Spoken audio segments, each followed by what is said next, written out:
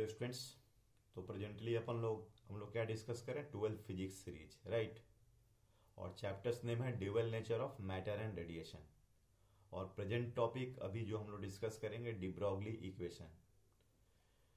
और इसमें बेसिकली हम लोगों ने अभी तक फोटो इलेक्ट्रिक इफेक्ट का जो लेक्चर डिलीवर हुआ था, अभी राइट नाउ हम लोग डिस्कस करने वाले हैं डी ब्रॉगली इक्वेशन। तो डी ब्रॉगली इक्वेशन में पर्टिकुलरली हमारा जो कॉन्सेप्ट है वो concept of the matter wave, ठीक है। क्योंकि अभी हम लोग फोटो इलेक्ट्रिक इफेक्ट में क्या ऑब्जर्वेशन किया, ये जो फोटो इलेक्ट्रिक इफेक्ट में अभी तक हम लोग लाइट को क्या मान रहे थे, लाइट को हम लोग वेव सपोज कर रहे थे।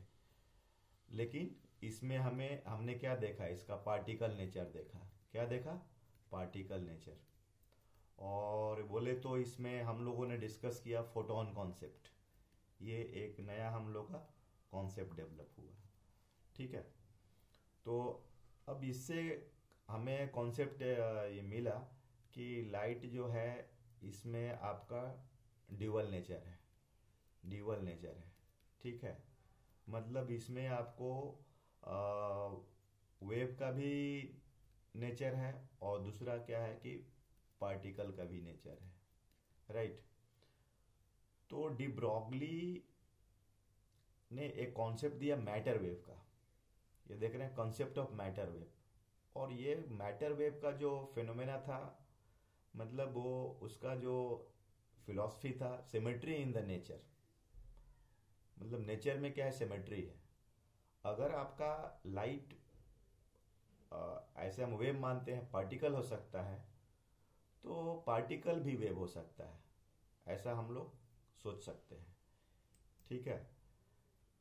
तो अब ये इसमें हम लोग कैसे समझते हैं कि मान लीजिए इसमें कॉन्सेप्ट है मैटर वेव का, मैटर वेव का, ठीक है। तो अभी हम लोग उसमें रेडिएशन में ये डिस्कस किया था, lambda is equal to h by p.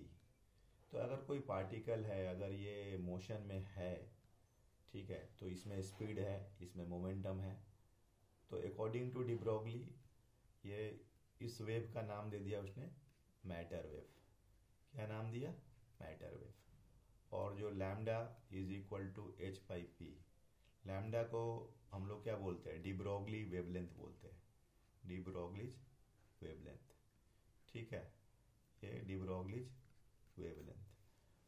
तो इसमें कुछ हमें मतलब इसका ऑब्जर्वेशन देखना है। ऐसे तो हमने ये बोल दिया lambda is equal to h by p. Mathematically देखे तो अगर हम कोई मैटर वेव, मतलब थोड़ा हमें इसका फील आना चाहिए कि ऐसे तो ही इज टोल्ड दैट कि नेचर जो है, नेचर में सिमेट्री है।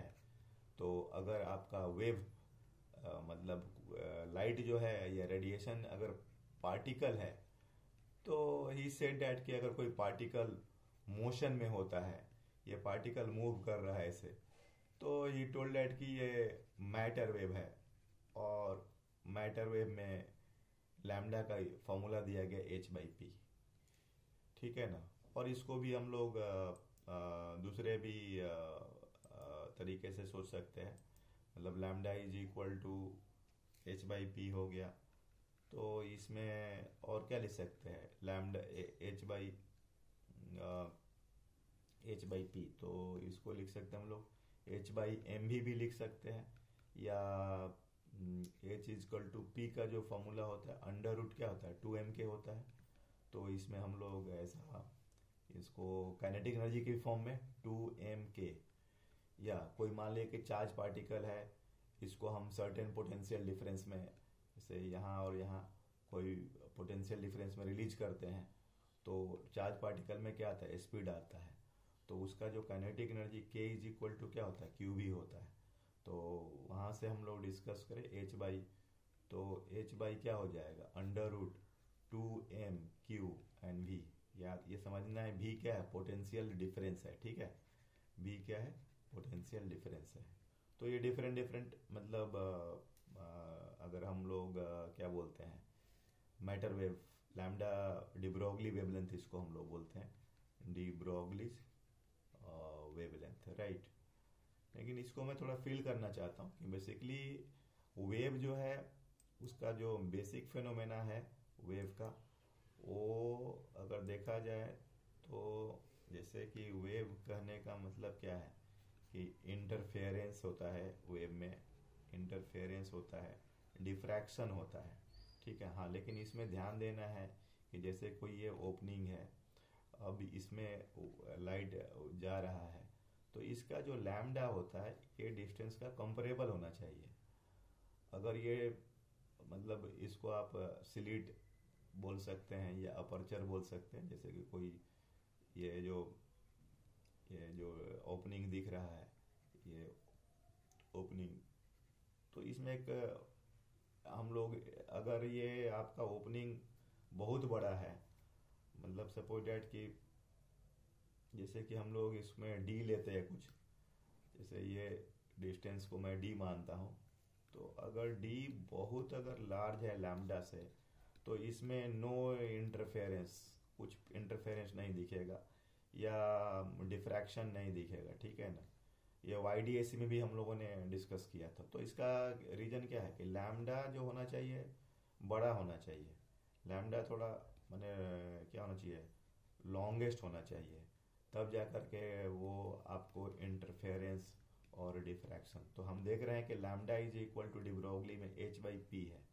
तो इसका मतलब कि अगर ये आपको हमको ये बड़ा चाहिए इंटरफेरेंस के लिए, तो ये पार्टिकल मतलब ये MB होता है, तो ये जनरली स्मॉल पार्टिकल जो है ना, स्मॉल पार्टिकल, क्योंकि P जो है अपना जब ये स्मॉल होगा तो हमें मतलब वो नेचर देखने को मिल सकता है।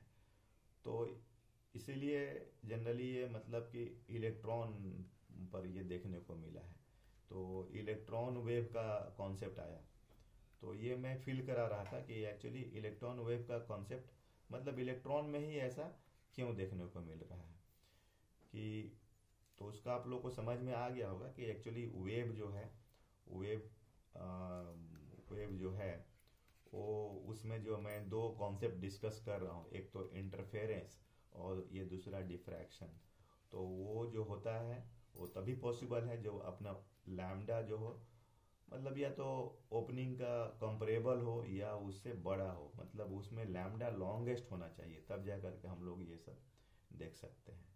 तो इसीलिए हम लोग इलेक्ट्रॉन वेव का सुने होंगे आप लोग, इलेक्ट्रॉन वेव का कॉन्सेप्ट देखते हैं। और इसमें एक एक्सपेरिमेंट भी किया गया है, डेविसन एंड जर्मर एक्सपेरिमेंट्स, उसमें इलेक्ट्रॉन को वेव दिखाया गया है, उसका डिफ्रैक्शन फेनोमेना दिखाया गया है।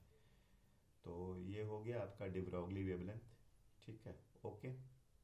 तो लेक्चर कंप्लीट हो रहा है, थैंक यू।